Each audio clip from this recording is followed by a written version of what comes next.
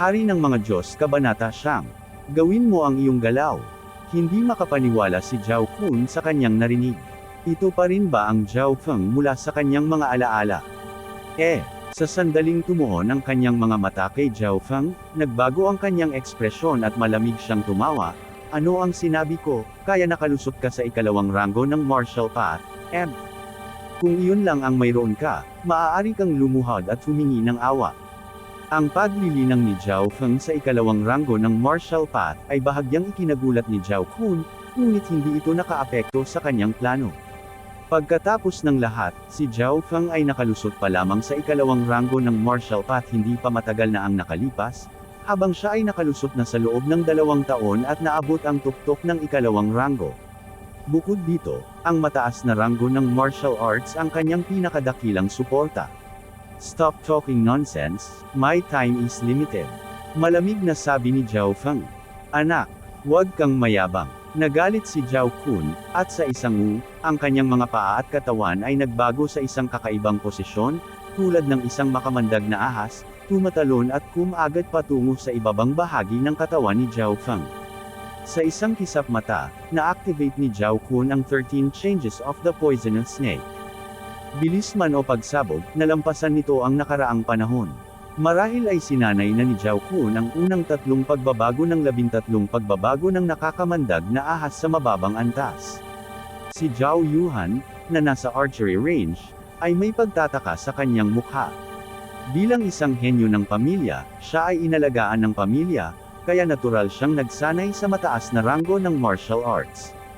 Kung mas mataas ang ranggo ng martial art, mas mahirap magsanay. Kapag ang isang mataas na ranggo na martial art ay nasanay sa mababang antas, magagawa nitong sugpuin ang mataas na antas ng isang normal na middle rank na martial art. Ang bilis naman, ito ay 50% na mas malakas kaysa dati. Nagulat din si Zhao Feng sa mga aksyon ni Zhao Kun, ngunit sa kabutihang palad ay sapat na mabilis ang kanyang reaksyon, at nakita ng kanyang kaliwang mata ang pinagdaanan ng pag-atake ni Zhao Kun. Nagngangalit na dragon na binabaligtad ang ilog. Sigaw ni Zhao Feng, at ang kanyang mga binti ay mabangis na yumuko. Sa ilalim ng pagtulak ng air pushing breathing technique, ang dugo at chi sa kanyang katawan ay natipon sa kanyang mga braso, na nagpapataas ng kanyang lakas sa unang pagkakataon. Biglang napagtanto ni Zhao Kun na ang chi at dugo ng kanyang kalaban ay tumaas ng husto, at ang kanyang aura ay tumaas ng husto. Ang mas nakapagtataka ay noong ginamit ni Zhao Feng ang Raging Dragon Flip on the River. Ang kanyang chi at dugo ay muling namuo at pumutok sa pagitan ng kanyang mga kamao, na nagresulta sa pangalawang amplification. Galit na kamao ng dragon, ikatlong galaw, galit na nagagalit na dragon na binabaligtad ang ilog. Sa sandaling iyon, si Zhao Feng ay tila naging isang galit na dragon. Ang kanyang aura ay marahas na parang kulog, at ang kanyang mga kamao ay napalitan ng isang bola ng mga after images na mabangis na dumurog. Bang! Ang unang suntok ay naging sanhi ng panginginig ng katawan ni Zhao Kun. Ang kanyang dugo at chi ay nasa kaguluhan, at siya ay halos samuka ng dugo. Ang 13 transformations of the Viper na kanyang ginawa ay nagbigay diin sa flexibility at craftiness. Hindi ito magaling makipag-away ng direkta. Gayunpaman, tila alam ng kamao ni Zhao Feng ang kanyang atake at tumpak na natama ng kanyang mahinang lugar. Bang bang bang! Ang mga anino ng mga kamao ay umindayog, na sinabayan ng marahas na panginginig. Sa tulong ng air pushing art, naipakita ni Zhao Feng ang ikatlong galaw ng Angry Dragon Fist, ang Angry Dragon Flip on the River, sa isang kahangahangang antas. Si Zhao Kun ay nabagsak sa lupa ng malakas na puwersa. Lumuhad siya sa lupa, namamanhid ang mga braso, at may bakas ng dugo sa gilid ng bibig.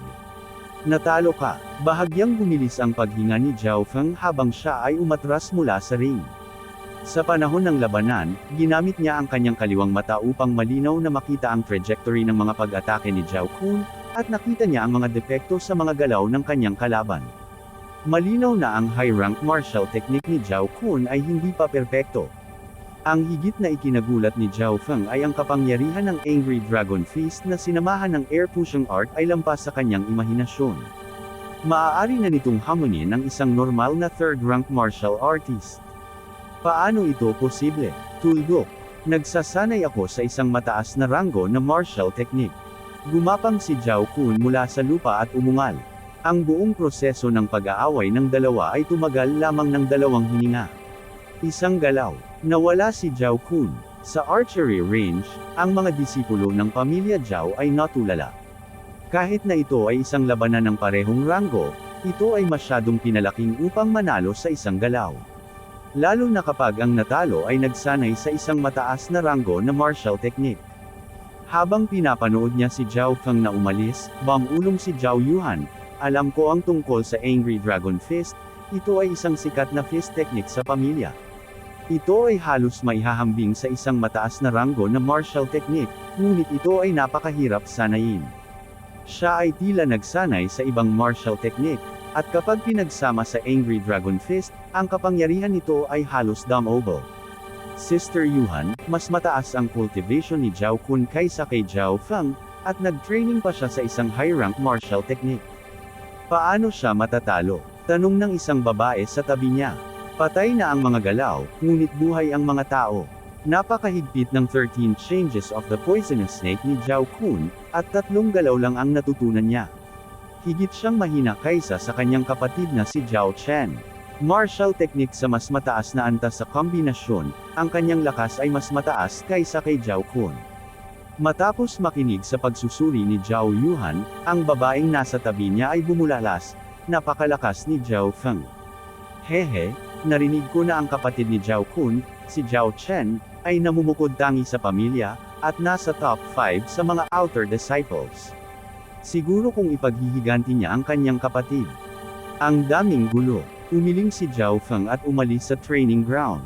Dumating siya sa isang bukas na kagubatan at halamanan sa pamilya. Ang dahilan kung bakit siya nagpunta dito ay natural na magsanay sa pinakamahiwagang pamamaraan ng paggalaw sa kanyang pag-aari lightly floating fairy. Sa daan-daang martial arts manuals na inilabas ni Zhao Feng mula sa martial arts library, walang alinlangan na ang lightly floating fairy ang pinakamataas na ranggo. Ang tanging downside ay hindi ito kumpleto, at napakahirap magsanay.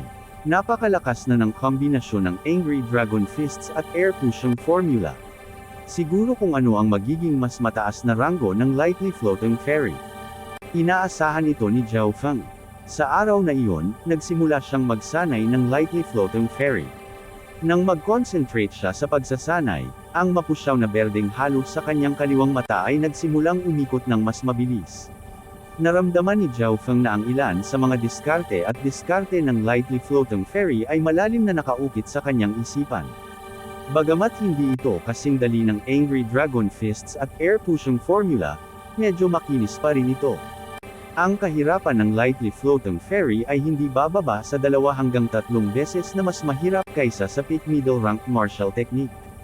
Nakagawa si Zhao Feng ng conclusion pagkatapos ng paghahambing. Siyempre, ang antas ng kahirapan na ito ay hindi nakatigil sa kanya. Sa loob lamang ng 2 hanggang 3 araw, nagkaroon si Zhao Feng ng pangunahing pag-unawa sa unang quarter ng lightly floating fairy. Sa kabuuan ng 6 na araw, nagkaroon siya ng pangunahing pag-unawa sa unang quarter ng lightly floating fairy, na umaabot sa beginner realm. Sa pangkalahatan, ang mga martial technique na nagpalakas ng lakas ng isang tao ay maaaring hatiin sa 4 na yugto: initial perfection, small perfection, great perfection, at peak. Initial Mastery, 30% mastery. Initial Mastery, 50% nito. Greater Mastery, 70% mastery. Ang Peak Realm ay higit sa 70% kumpleto. Halimbawa, madaling sinanay ni Zhao Feng ang Angry Dragon Fists hanggang sa Advanced. Ang Lightly Floating Fairy, sa kabilang banda, ay nakarating lamang sa Beginner Realm sa parehong tagal ng oras, at ito ay isang kapat lamang ng mga nilalaman. Tumalon si Zhao Feng, ang kanyang katawan ay kasing liwanag ng isang lunok, lumilipad ng 4 hanggang 5 metro sa hangin. Gamit ang dulo ng kanyang mga paa bilang leverage sa mga sanga ng mga puno, naramdaman niya na parang lumilipad siya sa hangin. Sa sandaling iyon, si Zhao Feng ay tila naging isang lunok, lumilipad sa kagubatan. Ang Lightly Floating Fairy na ito ay nasa Beginner Realm lang, ngunit mas mahusay na ito kaysa sa Advanced na realm ng isang normal na middle rank martial technique. Natuwa si Zhao Feng. Mula dito, makikita na ang antas ng lightly floating fairy ay tiyak na mas mataas kaysa sa isang mataas na ranggo na martial technique. Bilang karagdagan sa pagsasanay, hindi nakalimutan ni Zhao Feng na gumugol ng oras upang dahan-daang matukoy ang huling 3/4 ng lightly floating fairy. Gayunpaman, ang pag-decipher sa huling kalahati ng mga nilalaman ay nagdulot ng malaking pinsala sa lakas ng pag-iisip ni Zhao Feng. Mula nang umalis sa martial arts library, gumugugol si Zhao Feng ng oras sa pag-decipher ng mga nilalaman araw-araw. Ngayon, na-decipher niya ang ikatlong bahagi ng huling 3/4 ng mga nilalaman. Sa madaling salita, na-decipher na niya ang kalahati ng laman ng lightly floating fairy. Matapos marating ng lightly floating fairy ang beginner realm, hindi na ito pinaghirapan ni Zhao Feng. Sa halip, sinimulan niyang sanayin ang Angry Dragon Fists at Air Pushing Manual. Ito ay dahil naiintindihan niya na kahit gaano kataas ang antas ng lightly floating fairy, isa lamang itong martial technique na magpapagaan ng katawan ng isang tao. Pagkatapos ng pagsasanay sa lightly floating fairy, at pagkatapos ay lumipat sa Angry Dragon Fists at Air Pushing Manual, nalaman ni Zhao Feng na ito ay mas madali at mas makinis. Sa loob lamang ng 2 araw, ang Air Pushing Manual ay umabot na sa ikatlong antas. Ang galit na Dragon Fists ay halos nasa tuktok nito. Sa sandaling ito, ipinikit ni Zhao Feng ang kanyang mga mata at naramdaman ang pagdaloy ng dugo sa kanyang katawan. Kung ikukumpara noong kaka-rating pa lang niya sa ikalawang ranggo, hindi bababa sa 2 beses ang lakas ng kanyang katawan. Sa dimensyon ng kanyang kaliwang mata, ang mapusyaw na berdeng whirlpool ay umaabot mula 2 talampakan hanggang 2.5 talampakan. Mukhang naabot ko na ang peak ng second rank. Isang hakbang na lang at maaabot ko na ang ikatlong ranggo. Huminga ng malalim si Zhao Feng at pinigilan ang tononabik sa kanyang puso. Kalahating buwan pa lang mula nang marating niya ang pangalawang ranggo. Ang bilis na ito ay masyadong nakakagulat. Siyempre, ang higit na ikinagulat niya ay ang Air Pushing Manual ay umabot sa ikatlong antas. Ito ay dahil hanggat ang Air Pushing Manual ay umabot sa ikatlong antas, magkakaroon ng pagkakataong maunawaan ang martial path inner strength. Iyon ang naging susi upang makapasok sa ika-4 na ranggo at maging isang tunay na martial artist. Hindi inaasahan ni Zhao Feng na maaabot niya ang ikatlong antas ng Air Pushing Manual ng ganoon kabilis. Naging sanhi din ito ng kanyang dugo na maging mas malakas kaysa sa mga nasa pangalawang ranggo. Ito ay maihahambing na ngayon sa mga nasa ikatlong ranggo.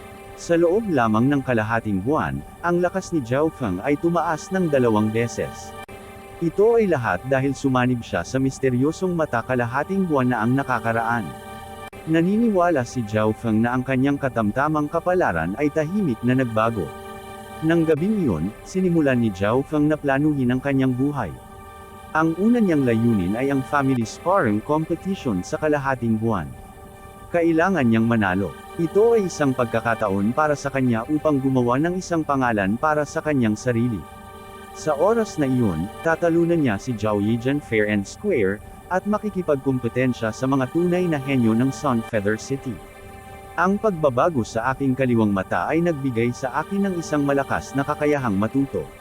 Ngayon ang tanging pagkakaiba sa pagitan ko at ng mga henyo ng pamilya ay tuldok, mga mapagkukunan ng pagsasanay. Kumikislap ang mga mata ni Zhao Feng habang sinusuri niya ang sitwasyon sa kanyang isipan.